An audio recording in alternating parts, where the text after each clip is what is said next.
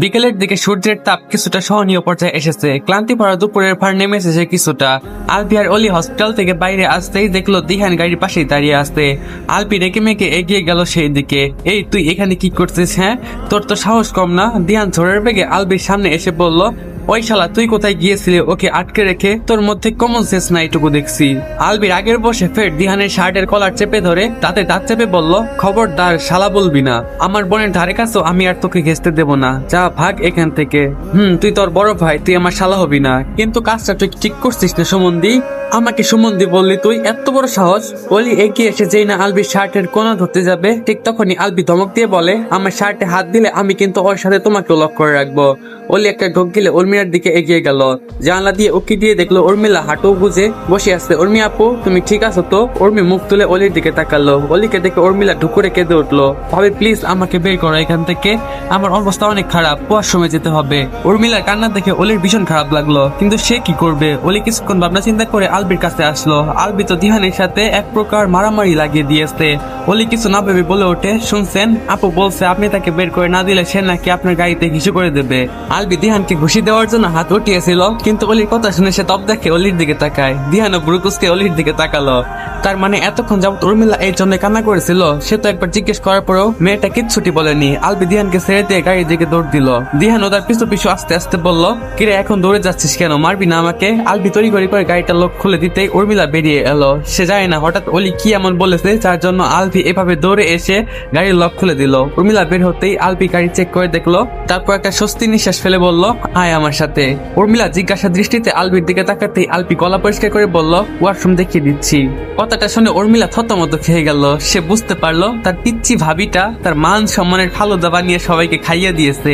আলবি দিহানের উদ্দেশ্য করে বলল, অলিকে রেখে যাচ্ছি, কষ্ট করে আবারও হসপিটালের ভেতরে যেতে হবে না, ওকে দেখে রাখিস। দিহান মাথা নেড়ে হয়ে বলল, আর আলবিও হাঁটা ধরলো। উর্মিলার মাথা নিচু করে তাকে অনুসরণ করতে লাগলো। তারা চলে যেতে দিহান অলির উদ্দেশ্যে বলল, উর্মির জায়গায় আমি থাকলে নিশ্চিত গাড়িতেই করে দিতাম, কিন্তু এই মেয়েটা এত ইনোসেন্ট। অভির মতো দাজ্জালের গাড়ি ক্লিন রাখতে ও এতক্ষণ কষ্ট করলো, দ্যাটস আনফেয়ার। দিহানের কথা শুনে অলি সরু চোখে তার দিকে তাকায়। উনি দাজ্জাল নন, আপনি বন্ধু হিসেবে বেঈমান। আপনার জন্যই আমার নির্দোষ ননদকে এতক্ষণ কষ্ট পেতে হলো। দিহানের কপাল কুঁচকে এলো। মেয়েটা বলে কি? আপনি এটা কি বললেন ভাবি? এখানে আমার দোষ কোথায়? আপনার নির্দোষ বোন আমার একটা অ্যাপয়েন্টমেন্ট চেয়েছে, আমি সেটা যদি না দিতে পারি তাহলে কেমন বন্ধু হলাম? কথাগুলো সব অলির মাথার উপর দিয়ে গেল। সে শুধু ড্যাপ ড্যাপ করে দিহানের দিকে তাকিয়ে রইল। দিহানও বুঝতে পারলো যে অলি কিছুই বোঝেনি। সে একটা শ্বাস ফেলে বলল, আপনাকে সহজ ভাষায় বলছি ভাবি, আমি আপনার ননদকে ভালোবাসি, তাই ও আমার সাথে দেখা করতে চাওয়ায় আমি আর না করতে পারিনি। অলি সন্ধিহান চোখে দিহানের দিকে তাকিয়ে বলল, আপনি সত্যি আপুকে ভালোবাসেন? অনেক ভালোবাসি। অলি আনমনে প্রশ্ন করলো, কতটা? দিহান আর চোখে একবার অলির দিকে তাকিয়ে বলল, ততটা ভালোবাসে অভি আপনাকে, আমিও ঠিক ততটাই ভালোবাসি আপনার ননদকে। অলি চমকে গেল। দিহান তার প্রতি আলবির ভালোবাসাকে উদাহরণ দিয়ে ভালোবাসার গভীরতা বোঝাতে চাইতে। আমি সব কাজ ছেড়ে সরে গাড়ির সামনে সারাটা দিন দাঁড়িয়েছিলাম। আপনি ভাবতে পারছেন দুপুরের উত্তপ্ত রোদের মাঝেও আমি ওকে পাহারা দিয়েছি। ভাগ্যিস ও আমাকে কল দিয়েছিল, নইলে তো আমি ভাবতাম অভি ওকে বাড়িতে পাঠিয়ে দিয়েছে। দিহানের কথার মাঝে আলবি উর্মিলাকে নিয়ে চলে আসে। উর্মিলা চুপচাপ গাড়িতে উঠে বসলো। অলি সামনের সিটে বসতে গেল। আলবি তাকে থামিয়ে দিয়ে বলল, অলি তুমি উর্মিলার পাশে বসো। অলি প্রশ্ন না করে উর্মিলার পাশে গিয়ে বসলো। আলবি ড্রাইভিং সিটে বসে দিহানের উদ্দেশ্যে বলল, গাড়িতে উঠে বস। তার কথায় দিহানের সাথে সাথে অলি আর উর্মিলা অবাক হলো। তাড়াতাড়ি ওঠ। দিহান একটা শ্বাস ফেলে গাড়িতে উঠে বসলো। আলবি গাড়িটাকে একটা রেস্টুরেন্টের সামনে এনে থামালো। তারা চারজন গিয়ে একটা টেবিলে বসলো। এক পাশে অলি আর উর্মিলা বসেছে, আরেক পাশে দিহান আর আলবি বসেছে। উর্মিলা চুপচাপ মাথা নিচু করে বসে আছে। আলবি হঠাৎ জিজ্ঞেস করলো, উর্মি তুই দিহানকে ভালোবাসিস? তোমরা কি জানো আমি ওয়ানেস গেম খেলার মাধ্যমে প্রতিদিন টাকা আয় করি। এই ফিফা ওয়ার্ল্ড কাপে তোমাদের পছন্দের টিমের উপর বাজি ধরে তোমরাও যদি আমার মতো টাকা আয় করতে চাও, তাহলে এখনই গুগলে ওয়ানেক্স সার্চ করে অফিসিয়াল ওয়েবসাইটে গিয়ে রেজিস্ট্রেশন করো। আর রেজিস্ট্রেশনের সময় যদি আমার দেওয়া special promo code 1YAN use করো, তাহলে অসংখ্য বোনাস এবং ফ্রি স্পিন পেয়ে যাবে। আর ওয়ানেক্স কিন্তু একটা ইন্টারন্যাশনাল লাইসেন্সকৃত প্ল্যাটফর্ম এবং সবচেয়ে বিশ্বস্ত। এখানে তোমরা ক্র্যাশ ক্রিস্টালের মতো গেম খেলে সহজেই টাকা আয় করতে পারবে এবং বিকাশ নগদের মতো সকল মোবাইল ব্যাংকিং অ্যাপের মাধ্যমে সহজেই তোমাদের জেতা টাকা তুলতে পারবে। আর 24 ঘন্টা 7 দিন কাস্টমার সাপোর্ট সুবিধা তো রয়েছেই। তাই আমি এটা ব্যবহার করে আমার রেগুলার হাত খরচের টাকা আয় করি, তোমরা ওটাই করে দেখতে পারো। আলবির প্রশ্ন। অলি আর চোখে আলবির দিকে তাকায়, কিন্তু মুখে কিছু বলে না। সে এতদিনে বুঝতে পেরেছে দিহান রিফাতের মতো বাজে লোক নয়, কিন্তু তার বড় দিহানকে সে উর্মিলার প্রেমিক হিসেবে বিশ্বাস করতে পারছে না। কিরে বলছিস না কেন? উর্মিলা কান্না আটকে হ্যাঁ বোধক মাথা নাড়ে। আলবি দিহানের দিকে তাকিয়ে ভারী গলায় প্রশ্ন করে, তুই ওকে প্রপোজ করেছিলি নাকি উর্মি তোকে প্রপোজ করেছে? দিহান স্বাভাবিক স্বরে বলল, আমি তোর বোনকে প্রপোজ করেছি। আলবি একটা চাপা শ্বাস ফেললো। দিহান আলবির মানসিক অবস্থা বুঝতে পেরে বলল, আমি জানি তুই রিফাতের বলা কথাগুলো ভাবছিস। ও নিজের বোনকে নিয়ে আজে বাজে কথা বলেছিল, তুইও কি সেগুলোই ভাবছিস অভি? আলবি নিশ্চুপ হয়ে গেল। দেখ অভি, রিফাত একটা জঘন্য ছেলে, ওর কথায় কোনো লজিক নেই। আমি সত্যি উর্মিকে ভালোবাসি, তবে তুই যদি না চাস আমি তোর বোনের সাথে সম্পর্ক রাখবো না। দিহানের কথা আলবি ভ্রুকুসকে তার দিকে তাকায়, আর উর্মিলা তো সলসল চোখে দিহানের দিকে তাকিয়ে আসে। দিহান একবার উর্মিলার দিকে তাকিয়ে চোখ সরিয়ে নেয়। তুই আমার কথায় উর্মির সাথে সম্পর্ক ছিন্ন করবি? আলবির প্রশ্নের উত্তরে দিহান মলিন হেসে বলে, তুই আমার বন্ধু কম ভাই অভি, তুই জানিস আমার কখন সবচেয়ে বেশি খারাপ লাগে? দিহান থামলো, একটা শ্বাস টেনে বলল, যখন তুই রিফাতের সাথে আমার তুলনা করিস তখন। রিফাত একটা বাজে ছেলে অভি, সেটা তুই আর আমি আগে থেকেই জানতাম। তবুও ছোটবেলায় বন্ধু ভেবে আমরা ওকে যথেষ্ট ছাড় দিয়েছি। দয়া করে কখনো আমাকে ওর সাথে কম্পেয়ার করিস না।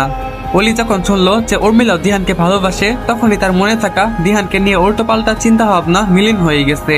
তাছাড়া সে দেখেছিল সেই দিন যখন আলবি অলিকে সামলাতে হিমশিম খাচ্ছিল, তখন দিহান একা হাতে সবকিছু সামলে নিয়েছিল। দিহান অসৎ উদ্দেশ্যে থাকলে এত কিছু করতো না নিশ্চয়ই। আলবি কিছুক্ষণ বসে থেকে খাবার অর্ডার করলো। এসবের চক্করে কেউ লাঞ্চই করেনি। এখন বিকেল 4টা বাজে। অলিকে এতক্ষণ না খাইয়ে রাখাটা একদমই ঠিক হয়নি। খাবারটাই গেল, বিনা বাক্যে সবাই খেয়ে নিল। তারপর আলবি উঠে দাঁড়িয়ে বলল, তুই যদি আমার বোনকে ভালোবেসে থাকিস তাহলে নিশ্চয়ই ওর খারাপ চাইবি না। জিহান জিজ্ঞাসা দৃষ্টিতে তাকায়। আলবি গম্ভীর কণ্ঠে বলে ওঠে, সামনে ওর ইয়ার ফাইনাল এক্সাম, এটা নিশ্চয় জানিস। দিহান হ্যাঁ বোধক মাথা নাড়ে। যদি ওর আর নিজের ভালো চাস তাহলে ওকে ক্লাস ফাঁকি দিতে দিবি না, ওর ছেলে মানুষই তো সাই দিবি না, বুঝলি? উর্মিলা ভয়ার্ত চোখে একবার আলবির দিকে তাকায়। আলবি শান্ত কণ্ঠ শুনে সে অবাকই হচ্ছে। আলবি হঠাৎ করে বলে ওঠে, আমি ভেবেছিলাম ও এক্সামে ফেল করলে ওকে মুচি রিক্সাওয়ালা বা নাপিত দেখে বিয়ে দেবো, তো সেইটা আবারও রিপিট করছি। আলবির কথা শুনে সবাই আহাম্মকের মতো আলবির দিকে তাকায়। আলবি মৃদু হেসে বলল, সিম্পল, উর্মি এক্সামে ফেল করলে তোকে এই তিনটার মধ্যে একটা প্রফেশন বেছে নিতে হবে, তবে আমি ওকে তোর সাথে বিয়ে দেব, নইলে তুই পাত্রের লিস্টে থেকে আউট হয়ে যাবি। কারণ ফেল করা মেয়েরা তো আর তোর মতো এমবিবিএস পাস করা ছেলেদের সাথে যায় না। আলবির কথা শুনে দিহান আর অলি ঠিক করে হেসে উঠলো। উর্মিলা বেচারি ভেতরে ভেতরে রেগে গেল। আপাতত আলবিকে কিছুর বলার সাহস নেই। সে মাথা নিচু করে দাঁড়িয়ে রইল। কিছুক্ষণ পর আলবি সিরিয়াস গলায় বলল, ওর এক্সাম শেষ হোক, তারপর সোজা অভিভাবক নিয়ে আমাদের বাড়িতে আসবি। তার আগে ওর সাথে দেখা করা একদম বন্ধ। যদি আমার কথার অবাধ্য হয়ে দেখা করিস তাহলে কিন্তু ভয় দেখাতে হবে না ভাই, আমি তোর বোনের সাথে আর দেখা করবো না। সেটাই ভালো। আমার মাকে তো চিনিসই, যদি একবার নিজের মেয়ের এই কুকর্মের কথা তার কানে যায় তাহলে ওকে কি করবে তাও আমি জানি না। মনে রাখিস, আমার সুপারিশ ছাড়া কিন্তু এই জন্মে তোদের বিয়ে হবে না। দিহান একগাল হেসে আলবিকে জড়িয়ে ধরলো। হয়েছে স্যার। এরপর আলবি উর্মিলা আর অলিকে নিয়ে বাড়ির উদ্দেশ্যে রওনা দিল। সন্ধ্যার সময় আলবি নিজের রুমে বসে ল্যাপটপে কাজ করছিল। অলি সেই ফাঁকে রুম থেকে বেরিয়ে কিচেনে আসে। এ বাড়িতে আসার পর সে এই প্রথম কিচেনে এসেছে। সেখানে এসে দেখলো কয়েকজন সার্ভেন্ট মিলে ডিনার রেডি করছে। নূরনাহার তাদের কাজে তদারকি করছেন। শাহনাজ বেগমকে না দেখে অলি একটা স্বস্তির নিঃশ্বাস ফেললো। অলিকে কিচেনে দেখে নূরনাহার জিজ্ঞেস করলো, কিছু কি লাগবে? অলি মিষ্টি একটা হাসি দিয়ে বলল, কাকিমা আমি কি কিচেনটা ব্যবহার করতে পারি? অলির কথার উত্তরে নূরনাহার অবাক হলেন। তুমি কিছু খেতে চাইলে আমাকে বলো, আমি রান্না করে দিচ্ছি। নূরনাহারের ব্যবহারে অলি খুশি হলো। এদিকে অলিকে দেখে নূরনাহার আগের ঘটনা ভুলে গেছেন। তাছাড়া আলবির সেগুলো নিয়ে কোনো সমস্যা না হলে তারও বিশেষ সমস্যা নেই। হয়তো ছবিতে থাকা ছেলেটা অলির আত্মীয় বা পরিচিত কেউ ছিল, সেটা নিয়ে অলিকে এত কথা শোনানো যুক্তিযুক্ত নয়। তার উপরে মেয়েটা বাবা মা হারিয়েছে কিছুদিন মাত্র। এইসব ভেবে নূরনাহার পুরোনো ঘটনা সব ভুলে গেছেন। আপনার বড় ছেলের জন্য নিজের হাতে কফি বানাতে চাইছি কাকিমা, আমাকে কি কিচেন ব্যবহার করতে দিবেন? নূরনাহারের মুখে হাসি টেনে বলল, বাহ খুব ভালো, কিন্তু তুমি কি কফি বানাতে জানো? অলি না বোধক মাথা নাড়ে। তাহলে কিভাবে বানাবে? অলি নিজের ফোনটা বের করে একটা ভিডিও প্লে করে নূরনাহারকে দেখায়। এই ভিডিওতে দেখানো কফির রেসিপি অনুসরণ করে আমি বানিয়ে নেব কাকিমা, তুমি চাইলে আমি তোমাকে সাহায্য করতে পারি। নূরনাহারের কথা শুনে অলির চোখ জোড়া চকচক করে উঠলো। খুশি হয়ে বলল, আপনি আমাকে সাহায্য করবেন? কেন করব না, এসো আমি দেখিয়ে দিচ্ছি। অলি মাথা নেড়ে চুলার দিকে এগিয়ে যায়। নূরনাহার তার পাশে এসে দাঁড়িয়ে বললেন, পারফেক্ট কফি বানাতে হলে পরিমাণ মতো উপাদান দিতে হয়। প্রথমে ইনস্ট্যান্ট কফি পাউডার, তারপর দুধ, তারপর চিনি। চাইলে একটু দারচিনি পাউডারও দেওয়া যায়, তবে আলবি সাধারণত প্লেন কফি পছন্দ করে। তিনি হাত বাড়িয়ে কাঠের র্যাক থেকে কফির জার নামিয়ে আনলেন। তারপর একটা ছোট সসপ্যানে আধা কাপ দুধ, আধা কাপ পানি মিশিয়ে বললেন, এই পরিমাণে 1 চামচ কফি, 1 চামচ চিনি দিলে যথেষ্ট। পানি আর দুধ গরম করে কফি ও চিনি মিশিয়ে দিলে হয়ে যাবে। অলি মন দিয়ে সব শুনলো। তার চোখে মুখে আগ্রহ উচ্ছিয়ে পড়ছে। নূরনাহার একটু হাসলেন, তুমি চেষ্টা করলেই পারবে। এরই মাঝে ইয়ামিন মির্জা ডাক ভেসে আসে। সে নূরনাহারকে ডাকছেন। নূরনাহার অলির দিকে তাকে বলেন আমি একটু দেখে আসি তোমার কাকা শ্বশুর কেন ডেকেছেন। তুমি চালিয়ে যাও, কিছু দরকার হলে সার্ভেন্ট কাউকে জিজ্ঞেস করো কেমন। অলি মাথা নেড়ে হ্যাঁ বললো। নুনহার চলে যেতে অলি নিজ হাতে সবটা করতে শুরু করলো। সসপ্যানে দুধ আর পানি গরম করে নিল, 1 চামচ কফি পাউডার ঢাললো নিখুঁত ভাবে, কিন্তু চিনি দিতে গিয়ে সে বিভ্রান্ত হলো। কিচেনের তাকের উপরে 2টা হুবহু একই রকম কাচের বয়ম, একটাতে চিনি আরেকটাতে লবণ রাখা ছিল। অলি সাবমেন্টের একজনকে জিজ্ঞেস করার উদ্দেশ্যে পেছনে তাকাতেই দেখলো শাহনাজ বেগম কিচেনে এসেছেন।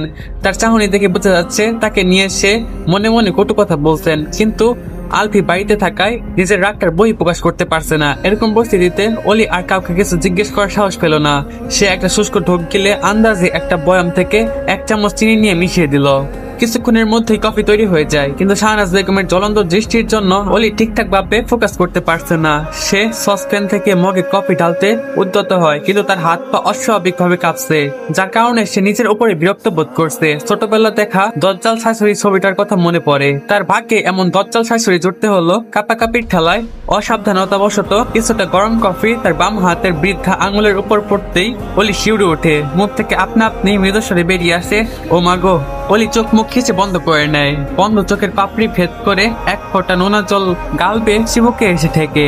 তবুও নিজেকে সংযত করে চোখ মেলে কফিটুকু মুখে ঢালে। এক হাতে চোখের পানিটুকু মুছে শাহনাজ বেগমের দিকে তাকাতেই দেখলো এতক্ষণ যাবৎ রাগে চোখে তাকিয়ে থাকলেও তার চাহনি কিছুটা কমল হয়েছে। অলির সাথে চোখাচোখি হতেই শাহনাজ বেগম চোখ সরিয়ে কিচেন থেকে বেরিয়ে যান।